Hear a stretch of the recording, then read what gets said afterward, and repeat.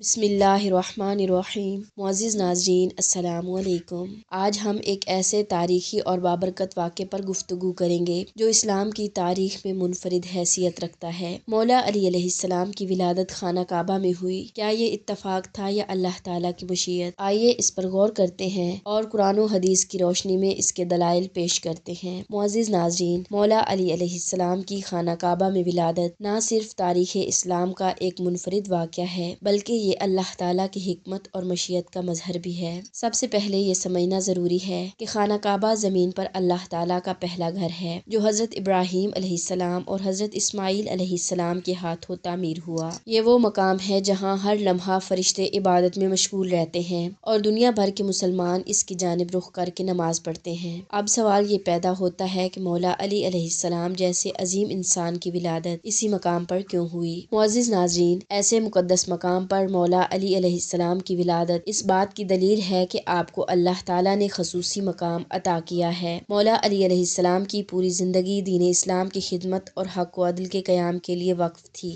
آپ کی ولادت خانہ کعبہ میں ہونا اس بات کا اعلان تھا کہ آپ کی ذات دین حق کے لیے منتخب ہے۔ اللہ تعالیٰ نے ہر نبی اور ولی کے لیے ایک خاص مقام مقرر کیا ہے۔ مولا علی علیہ السلام نے بچپن ہی سے رسول خدا صلی اللہ علیہ وآلہ وسلم کے زیر سایہ پرورش پائی اور اپنی پوری زندگی دین اسلام کی خدمت میں گزاری۔ آپ کے مقام کو بلند کرنے اور دنیا کو آپ کی اہمیت دکھانے کے لیے اللہ تعالیٰ نے آپ کی ولادت خانہ کعبہ میں رکھی۔ یہ اللہ کا منتخب کردہ فیصلہ تھا جو اس بات کو ظاہر کرتا ہے کہ مولا علی علیہ السلام کو دین اسلام کے لیے اہم کردار ادا کرنا تھا۔ اس کے علاوہ ایسے مقدس مقام پر کسی کی ولادت اتفاقیہ نہیں ہو سکتی۔ جناب عباس ابن عبد المطلب بیان کرتے ہیں کہ وہ اور یزید ابن کعب اور بنی ہاشم اور بنی ازا کے چند افراد خانہ کعبہ کے پاس بیٹھے تھے۔ حضرت فاطمہ بنت اسد تشریف لائیں اور خانہ کعبہ کے قریب آ کر کھڑی ہو گئیں۔ جناب عباس کہتے ہیں کہ ہم نے دیکھا کہ چند لمحوں کے بعد جناب فاطمہ کے چہرے پر گھبراہٹ کے آثار نمودار ہونا شروع ہو گئے۔ خانہ کعبہ کا دروازہ مقفل تھا اور بی بی نے لرزتے ہاتھوں کو دعا کے لیے اٹھایا، مضطرب نگاہوں سے آسمان کی طرف دیکھا اور بارگاہ خداوندی میں عرض کیا، اے اللہ،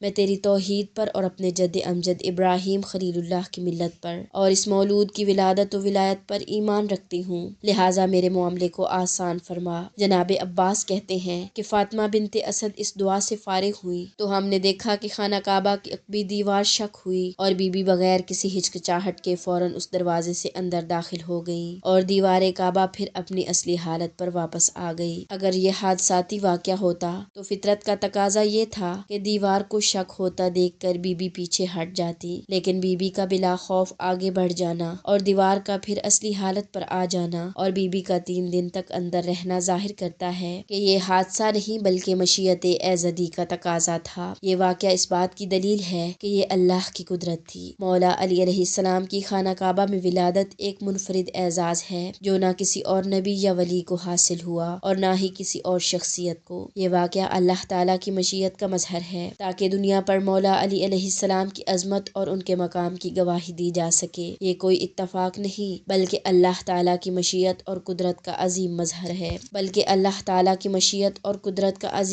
ہے معزز ناظرین، انشاءاللہ نیکسٹ ویڈیو میں ہم آپ کو بتائیں گے کہ 13 رجب کو کون کون سے معجزات رونما ہوئے۔ اگر آپ کو ہماری یہ ویڈیو پسند آئی ہو تو اسے لائک کریں اور شیئر کریں اور ہمارے چینل کو سبسکرائب کریں تاکہ مزید اسلامی موضوعات پر آپ تک مستند معلومات پہنچ سکیں۔ ملتے ہیں نیکسٹ ویڈیو میں، تب تک کے لیے اللہ حافظ۔